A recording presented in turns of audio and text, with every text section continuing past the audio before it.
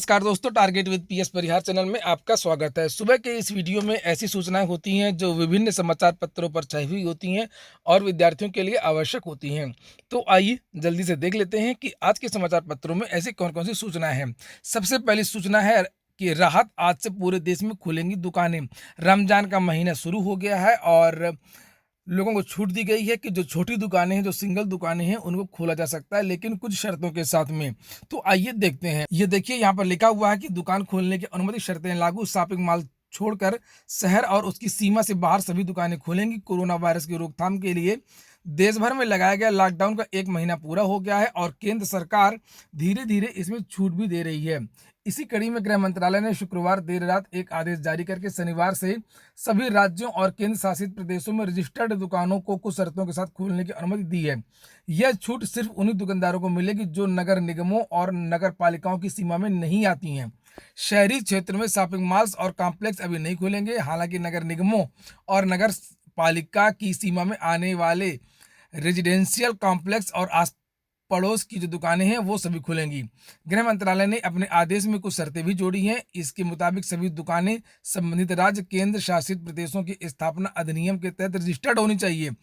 इन दुकानों में अधिकतम 50% स्टाफ ही को ही काम करने की छूट मिलेगी। दुकानें खोलने से संबंधित जो भी कुछ प्रश्न हैं उनके यहाँ पर उत्तर भी लिखे हैं। जैसे कि पहला प्रश्न है लोगों का कि क्या सभी तरह की दुकानें खोलने की छूट है। तो यहाँ पर लिखा हुआ कि हाँ, अब दूध, फल, राशन जैसे जरूरी सामान के अलावा गैर जरूरी सामानों की भी दुकानें खुलेंगी। और हालांकि इसके लिए सरकार ने कुछ शर्तें रखी हैं, जैसे 50% स्टाफ इत्यादि की। फिर नीचे है कि दुकान खोलने की जरूरी शर्तें क्या है। सोशल डिस्टेंसिंग का पालन करना जरूरी होगा। किसी भी दुकान में 50% से ज़्यादा स्टाफ काम नहीं करेगा। सभी को मास्क पहनना अनिवार्य होगा। केंद्र शासित प्रदेश राज्य की स्थापना अधिनियम के तहत इन दुकानों का रजिस्ट्रेशन अनिवार्य है। फिर है अगला प्रश्न, क्या देश भर में शॉपिंग कॉम्प्लेक्स और बाजार खुलेंगे? तो नहीं। शहरी सीमा के बाहरी मार्केट कॉम्प्लेक्स खुल सकेंगे। शहर के अंदर बाजार में दुकानें, शॉपिंग कॉम्प्लेक्स को खोलने की इजाजत नहीं है। शहरी सीमा से मतलब नगर निगम, नगर पालिका के अधीन आने वाला क्षेत्र है। सिंगल दुकानें, आस पड़ोस और रेजिडेंशियल कॉम्प्लेक्स में मौजूद दुकानें भी खुल सकेंगी। जो छोटी मोटी दुकानें शहर के अंदर की, तो वो भी खुल सकेंगी। नीचे लिखा है कि क्या यह देश के हर इलाके के लिए और हर राज्य इसमें फैसले ले सकेंगे? तो नहीं। जिन क्षेत्रों में हॉटस्पॉट है या कंटेनमेंट जोन लगा हुआ है, वहां पर यह छूट नहीं है। और इसके अलावा जो क्षेत्र हैं उन सभी क्षेत्रों को यह छूट दे दी गई है। इसके बाद में अगली सूचना है, लॉकडाउन खत्म होने पर ही बोर्ड लेगा परीक्षा कराने पर निर्णय। सीबीएसई की बात हो रही है। लिखा, केंद्रीय माध्यमिक शिक्षा बोर्ड की उम्मीद थी कि लॉकडाउन खत्म होने पर टिकी हुई है। कोरोना की महामारी के कारण सीबीएसई को 10वीं और 12वीं जो कक्षा की परीक्षाएं थी, जो परीक्षाएं छूट गई थी, उन परीक्षाओं के बारे में इसमें लिखा है कि अब वो उन पर लॉकडाउन के बाद ही निर्णय लिया जाएगा। यहाँ पर लिखा, बोर्ड को 29 मुख्य विषय की परीक्षा करानी है। इसके बाद मूल्यांकन कार्य भी होने हैं। बोर्ड के सचिव अनुराग त्रिपाठी का कहना है कि सरकार जब तक लॉकडाउन से संबंधित कोई घोषणा नहीं करती है तब तक कोई निर्णय नहीं लिया जा सकता है। लॉकडाउन खत्म होने के बाद बोर्ड इस पर काम करेगा। इसके बाद में अगली सूचना है, लिखा है कि अब छोटे किए जाएंगे स्कूलों के 12वीं तक के पाठ्यक्रम।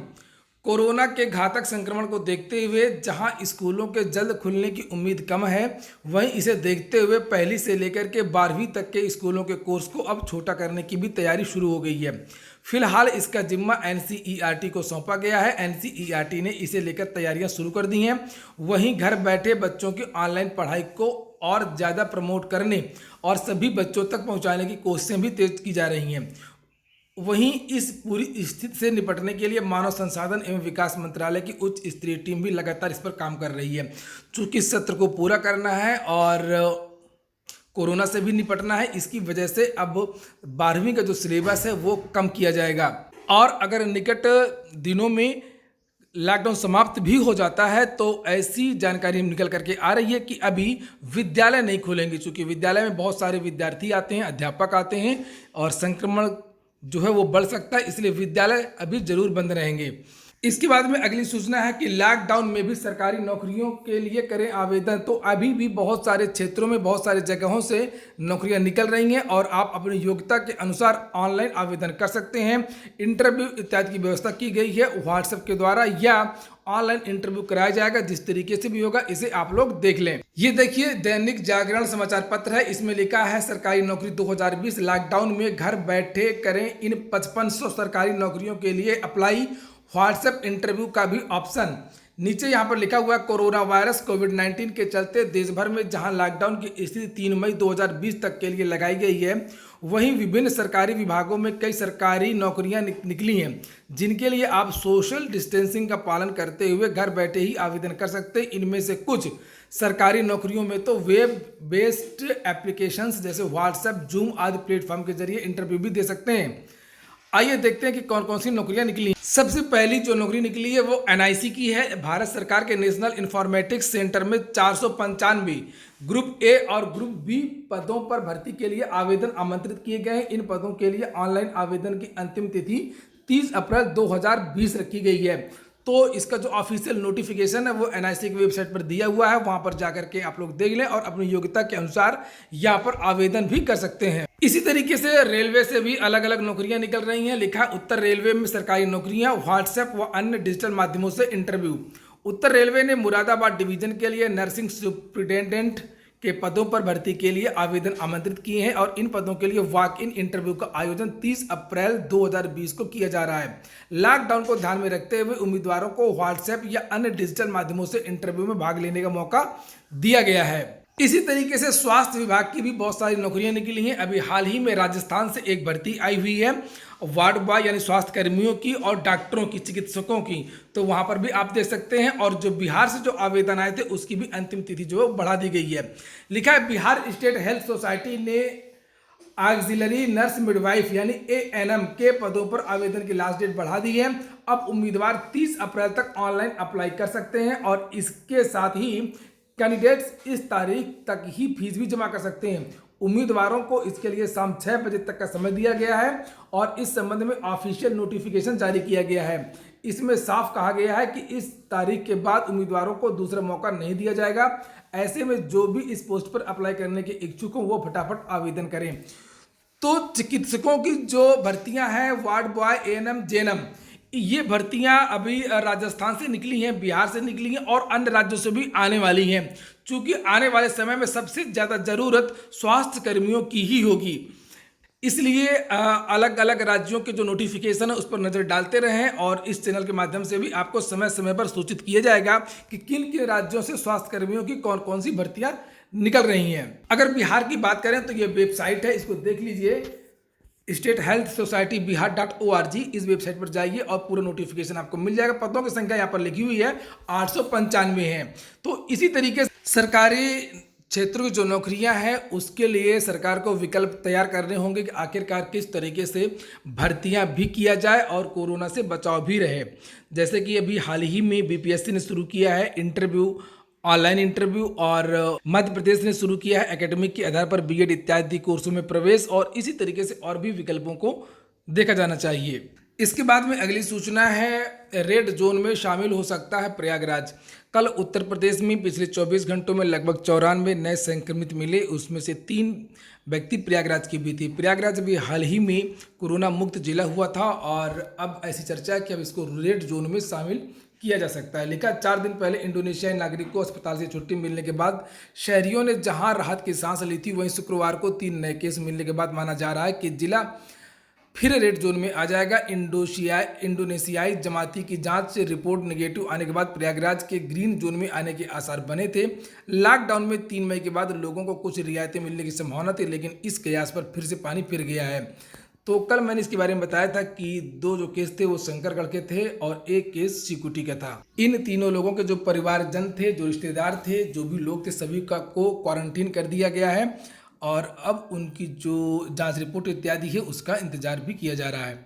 आज के समाचार पत्रों में एक और सूचना है कि उत्तर प्रदेश के जो मुख्यमंत्री हैं उन्होंने ऐलान किया है कि अन्य प्रदेशों में जो फंसे श्रमिक हैं उनको उत्तर प्रदेश सरकार वापस लाएगी और उसका पूरा इंतजाम करेगी। उनको लाने के बाद में पहले उनको अलग से आइसोलेशन वार्ड में रखा जाएगा और पुख्ता जांच होने के बाद ही यानी कि 14 दिन के बाद ही उनको घर वापस भेजा जाएगा। इसके बाद में एक और सूचना है, लिखा बगैर परीक्षा लिए ही छात्रों को प्रमोट कर सकते हैं विश्वविद्यालय। कोरोना संकट से निपटने में जुटे विश्वविद्यालय फिलहाल आखिरी साल को छोड़ करके बाकी कक्षाओं के छात्रों को बगैर परीक्षा लिए ही अगली कक्षा या सेमेस्टर में प्रमोट कर सकते हैं। ऑनलाइन शुरू हो चुकी पढ़ाई को ध्यान में रखते हुए ऐसा किया जा सकता है कि बाद में स्थिति समान होने पर प्रमोट किए गए छात्रों की परीक्षाएं कराई जाएंगी और रिजल्ट के आधार पर इन्हें प्रमोट किए जाने के फैसले पर मुहर लगेगी। आखिर साल के छात्रों के लिए ऑनलाइन परीक्षा विकल्प खुले रखे गए हैं, जिस पर अभी फैसला होना बाकी है। विश्वविद्यालय के पठन पाठन को कोरोना संकट के बीच सुचारू ढंग से संचालित करने को लेकर के यूजीसी ने 2 अलग अलग कमेटियों का गठन किया है। इसके बाद में बात कर लेते हैं थोड़ा सा उत्तर प्रदेश लोक सेवा आयोग की। बहुत सारे विद्यार्थी लोक सेवा आयोग की परीक्षाओं के बारे में लगातार प्रश्न पूछते रहते हैं। आज एक विद्यार्थी हैं, उन्होंने कमेंट करके पूछा था कि सर, सम्मिलित राज्य अभियंत्रण सेवा परीक्षा जो 7 जून को होनी थी उसका क्या होगा, वो स्थगित हो सकती है या तय समय पर होगी? तो लोक सेवा आयोग की तरफ से अभी तक तो कोई निर्णय नहीं लिया गया है और लोक सेवा आयोग अपनी पूरी तैयारी कर रहा है कि इस परीक्षा को भी तय समय पर कराया जाए। लेकिन इस परीक्षा के स्थगित होने के लगभग 95% चांस हैं, क्योंकि ऐसा दिखता नहीं है कि कोरोना का जो प्रभाव है वो रुकेगा या थमेगा। और परीक्षा एक ऐसा आयोजन है जिसमें दूर दूर राज्यों से अलग अलग जिलों से विद्यार्थी आते हैं, जिससे कोरोना संक्रमण का जो खतरा है वो बढ़ सकता है। तो फिलहाल अब इस परीक्षा को भी स्थगित मान करके ही चलिए और सब कुछ आने वाले समय पर डिपेंड करेगा। और आने वाले 2 हफ्ते सबसे ज़्यादा महत्वपूर्ण है, जिसके बारे में भारत सरकार, विश्व स्वास्थ्य संगठन और जो स्वास्थ्य अधिकारी हैं उन्होंने कहा है कि भारत के लिए आने वाले 2 सप्ताह बहुत महत्वपूर्ण, वही निर्णय करेंगे कि आगे आने वाले समय में क्या होगा, परीक्षाएं होंगी या नहीं होंगी। और अगर बात करें सहायक अभियोजन अधिकारी मुख्य परीक्षा एपीओ की, तो इसकी ये परीक्षा भी आपकी स्थगित होना तय है, क्योंकि अभी एपीओ प्री का जो परिणाम आया नहीं है, तो मेंस कहाँ से हो जाएगा और लगभग 15 दिन ही, केवल 20 दिन बचे हैं। निकट भविष्य की योजनाओं में खासतौर से परीक्षाओं के बारे में अब कुछ भी बता पाना बहुत ही मुश्किल हो गया है, क्योंकि सब कुछ कोरोना पर ही डिपेंड है। तो ठीक है दोस्तों, ये हो गया आज का वीडियो। अगर आपके काम का हो तो लाइक अवश्य कर दें। पूरा वीडियो सुनने के लिए बहुत बहुत धन्यवाद।